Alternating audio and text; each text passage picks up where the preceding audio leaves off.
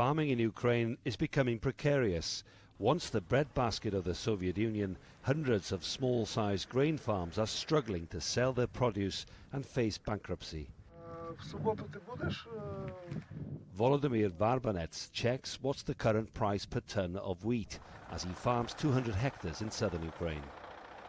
The war has had a massive impact on my farm, and not only on mine, but generally on the farms throughout Ukraine. Here in the Odessa region, the cost of crops have fallen by 50%, but the cost of fuel and fertilizer have increased by 50%.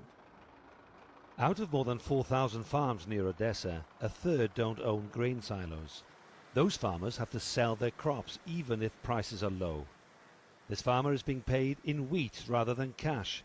He receives 2 tons of grain as payment for renting land to Volodymyr's business. Ukraine's grain is very important for many of the world's poorer countries. When there's a constant supply, it's affordable. But with uncertainty at a time of war, traders and shipping companies adapt their prices because of the high risk involved with their cargo.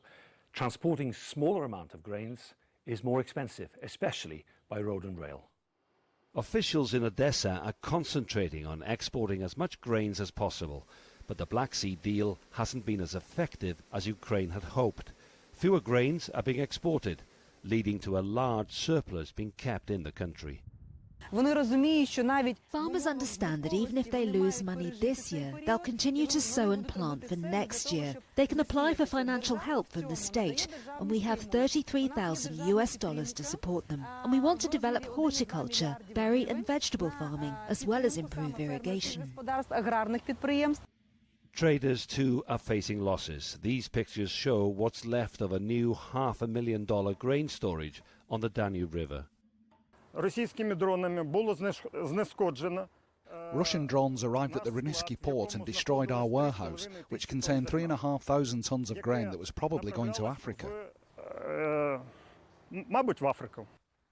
Volodymyr's farm sustains his family and employs 3 full-time workers.